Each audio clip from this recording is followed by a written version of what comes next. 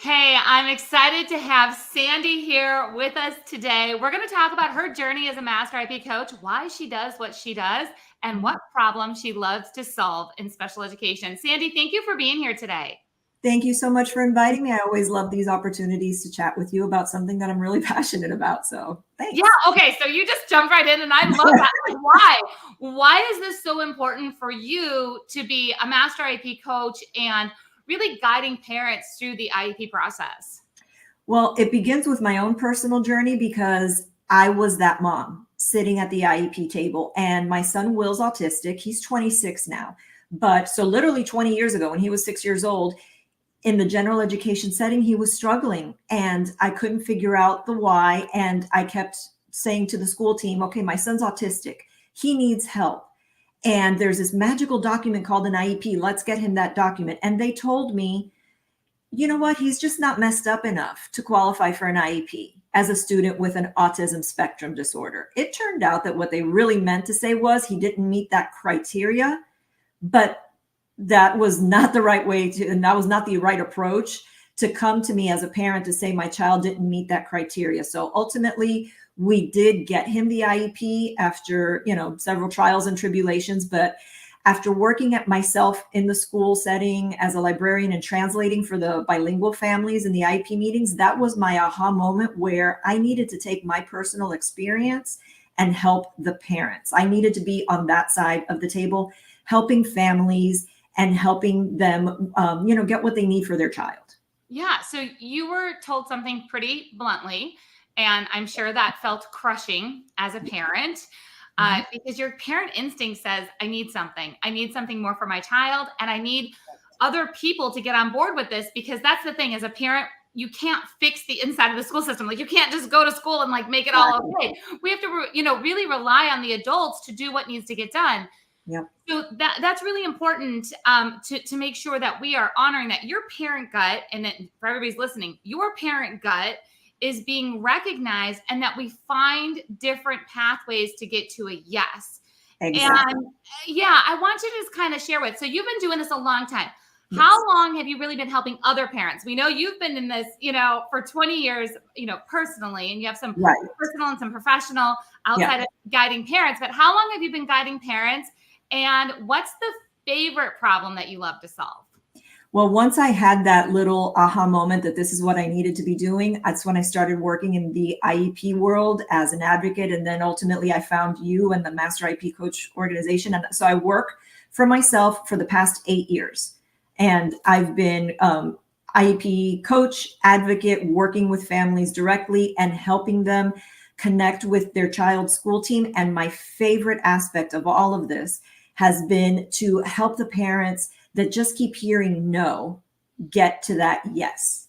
It is so frustrating when you don't speak the lingo, you don't understand the process. There's so many ins and outs and red tape with the IEP process, and you can get lost in the muck with it. But at the same time, then the communication with the school team is just not working. And so trying to help both parties just get unstuck and help that family that's heard no so many times finally get to that yes.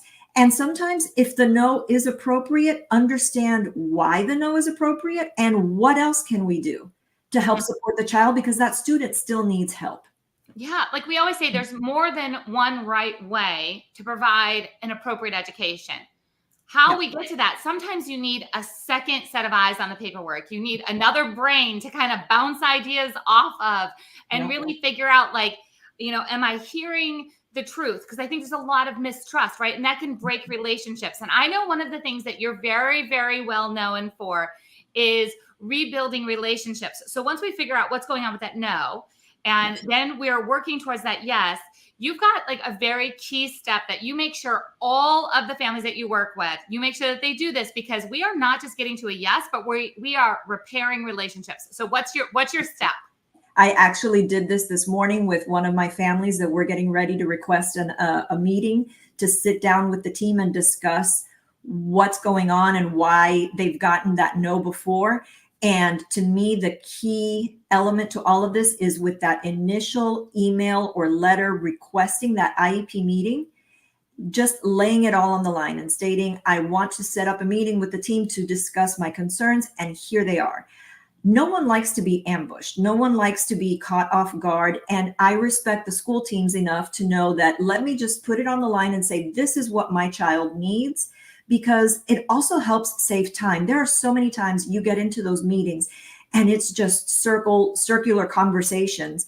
And before you realize it, an hour's up and nothing got done. So in order to make those meetings meaningful, starting with that well-written initial email requesting the meeting and laying out, this is what my child needs, this is what I would like to request for them, and here's the why. Just lay it all out on the line and say, let's sit down and have a discussion. That way the school team can come prepared and they know where you're coming from. And if they've got a no to what you've asked for, they should then have the data or the information to back that up and help connect the two. What's the why behind the no? But you started with open communication to begin with. Yeah, absolutely. So inside of the Master IEP Coach mentorship, we have what's called the IEP development wheel. So everybody who becomes a Master IEP Coach, whether you're becoming a Master IEP Coach for yourself, because you want to do it for yourself at the table, or you want to be like Sandy and help other families through the process, we've got this IEP development wheel. The first section that we go through is this parent input statement. And what she's talking about is very similar to parent input. Can be, before the meeting, it can be in between meetings, it can be all these different things, but there's really 5 key checkpoints that we put into each parent input. It's so much more than just an email, right? I mean, how many clients have you gotten that they're just throwing emails back and forth? And that's not what we're talking about. Yeah. Right. Yeah. That back and forth can, it's like a useless tennis match can happen, in the email chain as well. It's just being direct, laying it all out on the line. But again, just trying to avoid those circular conversations that just get nowhere. Yeah, absolutely. So that's really important. So if you are listening to this and you're like, I need somebody to stop this back and forth before it gets out of hand, or maybe it is already out of hand. You're like, I need another set of eyes. I need to talk to somebody about, just really bringing hope and possibilities. That's some of our core values inside of our Master IEP Coach community, is to really bring hope, possibilities, leadership, and determination to all the families that we're working with. And as Sandy mentioned, she's independent. So Sandy does not work for me. Sandy works for Sandy. So Sandy, we love having her inside of the Master IEP Coach community. She's become a Master IEP Coach. She's part of us in our mission to really bring all of these opportunities to the tables for families. But Sandy, I would just want, can you just encourage a family who has already heard no several times, and they're just like, I don't know, maybe I should even just pull my child out and homeschool them because I'm so frustrated. Nobody can help my child. Could you give them just a sentence or two of wisdom? Honestly, it's all about just building that communication and deeply understanding. And oftentimes, half of my job is just coaching the parents as well so that they understand the ins and outs of the special education process. But, I'm here to tell you, my son is 26 now. So one of the things in Master IEP Coach that we talk about a lot is that the purpose is to help prepare a child for further education, employment, and independent living. That's the part I'm living now because my son is now 26. And it's just so important to get that foundation early on because the time goes really fast. And yes, you can get those no's turned into yeses to be able to help support your child to get them to that next step. All right. Well, Sandy, thank you for the conversation today. I'm going to make sure everybody knows how to get a hold of you. So if they need your help through the school year, they can reach out and get the support that they need. And of course, if you are thinking about becoming a Master IEP Coach, just look for the links above or below, wherever you are watching or listening to this. And I hope to see you inside of the Master IEP Coach mentorship. Thank you, Sandy, for being here. Thanks for having me.